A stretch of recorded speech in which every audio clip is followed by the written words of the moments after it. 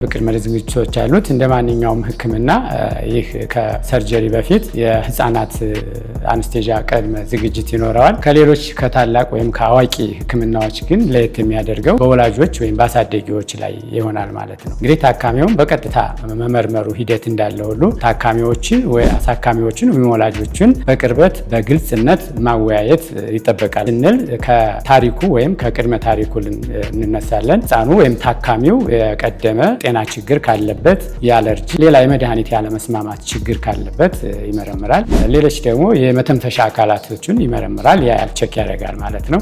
የሳንባና የልብ ሁኔታዎችን ያዳምጣል። በተጨማሪም ትልቅ ትኩረት የሚያደርገው ክብደቱን በትክክል ለክቶና መዝግቦ በካርዱ ላይ ያሰፍራል ማለት ነው። እነዚህ ቅድመ ጥንቃቄዎች ናቸው። ሌላው ጾም ወይም የበላውንበትና የጠጣበትን ሰዓት በትክክልና የወሰደውን የምግብ አይነት በትክክል የሚገነዘበው ከወላጆች በመሆኑ ግልጽነት በተሞላበት መልኩ ወላጆች ወይም አሳዳጊዎች ጋር ቀጥተኛ የሆነ ግንኙነት በማድረግ ምርመራዎችን ያካሂዳል ማለት ነው። እንግዲህ በሚሰጥበት ወቅት እነዚህ ምርመራ ውጤቶች ከአሄደ ወይም ከመረመረ በኋላ ወደ ኦፕሬሽን በሚወሰንበት ጊዜ የስምምነት ፎርም ይኖረዋል።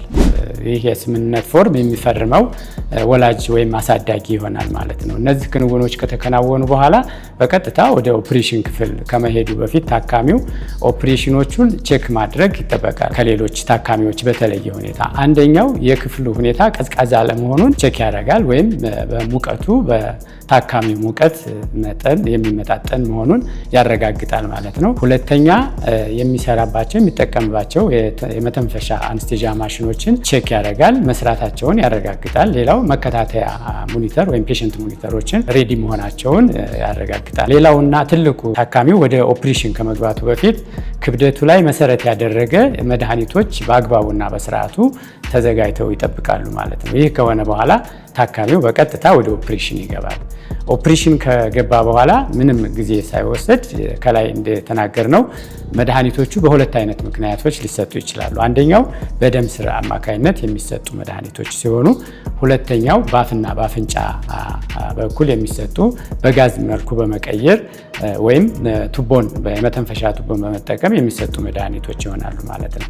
ይህ መድኃኒት ወይም አንስቴዥያ ከተሰጠ በኋላ ቅርብ የሆነ ከፍተኛ የሆነ ክትትል ያደርጋሉ ማለት ነው። በዚህን ወቅት እንግዲህ አንድ ወይም ሁለት የአንስቴዥያ ባለሙያዎች ብቻ ሳይሆኑ ከሁለት በላይ የሆኑ የአንስቴዥያ ባለሙያዎች ይሳተፋሉ። እንግዲህ በሂደቱ ያተነፋፈስ ሁኔታውን፣ የልብ ምቱን፣ የኦክሲጅን ሳቹሬሽኑን፣ የሙቀት ሁኔታዎችን ይከታተላል። ከዚህም አልፎ ሰርጀሪው በሚሰራበት ቦታ ላይ ያለ በቂ የደም ዝውውርና አይነቱን ይከታተላል።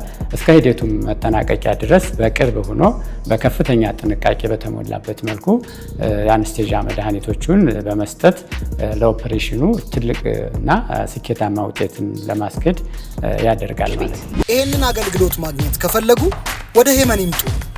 ሄመን የእናቶችና የህፃናት ቤት